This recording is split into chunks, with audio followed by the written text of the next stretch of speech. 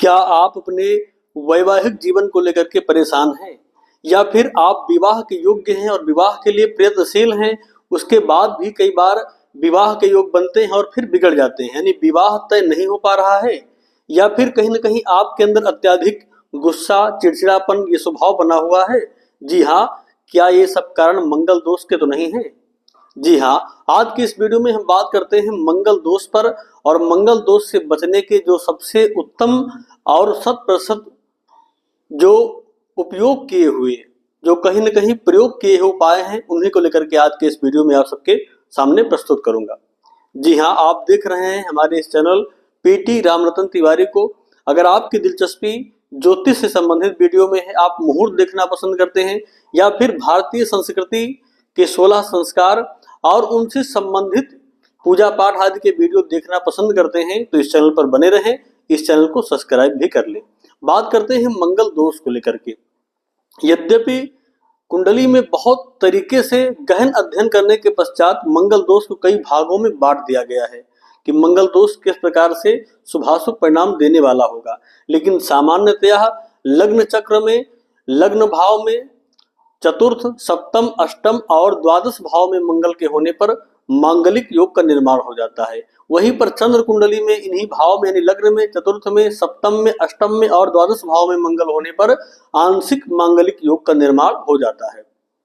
अब इसको मंगल योग कहा जाए या मंगल दोष कहा जाए, यह कुंडली देखने के बाद ही निर्णय किया जा सकता है कि यह मांगलिक योग है या फिर मांगलिक दोष बनता जा रहा है। इसके कई बार दुष्प्रभाव देखने को मिलते हैं, जिस कारण विवाह आदि में भी अत्यधिक विलंबता या विवाह के सही संबंध स्थापित नहीं हो पाते हैं। ये भी कारण मंगल दोष का बन जाता है और कई बार विवाह के पश्चात भी वैवाहिक जीवन को सुखद बनाने में मंगल कई बार असफल हो जाता है। यह मंगल के दुष्प्रभाव के कारण वैवाहिक जीवन सुखद नहीं हो पाता है। जी हाँ, वैवाहिक जीवन को लेकर देखें तो देवगुरु बृहस्पति, शुक्र और मंगल, ये 3 ग्रह ऐसे हैं जो वैवाहिक जीवन को सुखद बनाने का बेहद रूप से कार्य करते हैं। ऐसे में ये तीनों ग्रह अगर अस्त हो जाएं तो उस समय विवाह आदि का मांगलिक योग भी नहीं बनता है, यानी उस समय विवाह मुहूर्त भी नहीं होता है। ऐसे में इन तीनों ग्रहों की प्रधानता कुंडली में बहुत है और बेहद रूप से इनको देखना समझना चाहिए।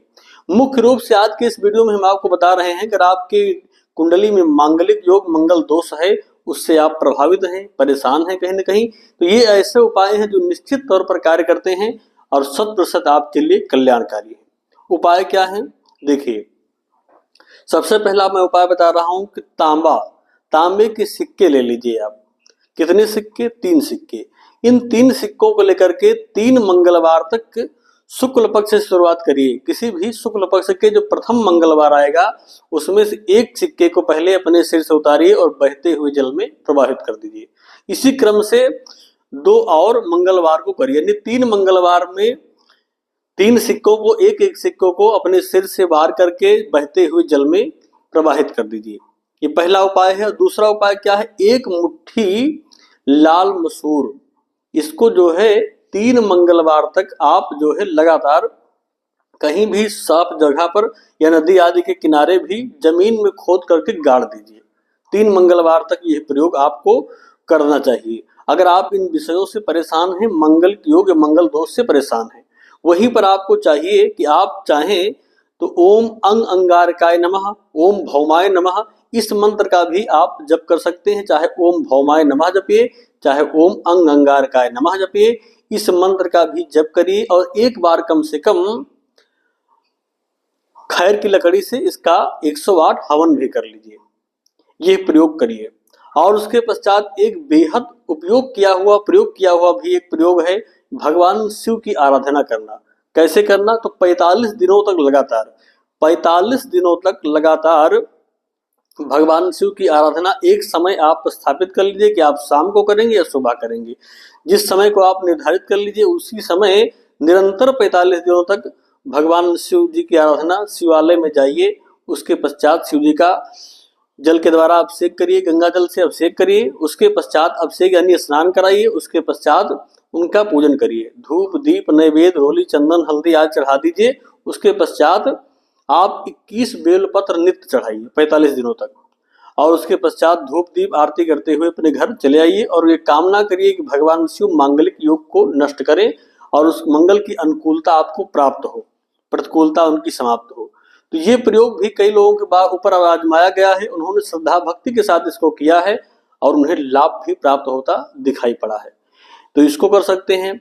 और ये जो छोटे छोटे मैंने 2 प्रयोग बताए, 3 मंगलवार तांबे का सिक्का और 3 मंगलवार आप लाल मसूर की दाल को जो है जमीन में गाड़िए और सिक्के को जल में प्रवाहित करिए अपने सिर से वार करके, यानी घुमा करके यह प्रयोग कर लीजिए। और मंगल के मंत्र का भी आप चाहें तो जप कर सकते हैं। और मंगलवार के दिन आप क्या करें, अगर आप इनसे पीड़ित हैं तो आपको मंगलवार के दिन सात्विक विचार रखते हुए, साधना करते हुए और ब्रह्मचर्य आदि का भी पालन करिए इस दिन।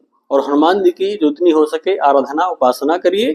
ये प्रयोग अगर आप करते हैं, इनमें से किसी भी प्रयोग को श्रद्धा भक्ति के साथ आप आजमाते हैं, निश्चित तौर पर कल्याण होगा, मंगल के दुष्प्रभाव से आप बचेंगे और जो आपके जीवन में कहीं न कहीं बाधाएं इस प्रकार की आ रही हैं, उन बाधाओं का शमन होगा। बाकी अपनी कुंडली को एक बार ढंग से अध्ययन भी करा लें। तो दर्शकों, अगर आप मंगल से संबंधित और भी कोई जानकारी चाहते हैं या फिर आपको किसी ने कोई चीज बता दिया है जिसको लेकर के आपके मन में भ्रम है या परेशानी है, तो आप कमेंट के माध्यम से हमारे इस वीडियो में हमसे पूछ सकते हैं। तो आज के लिए बस इतना ही, पुनः मिलते हैं एक नए वीडियो में, तब तक के लिए आप सभी को नमस्कार।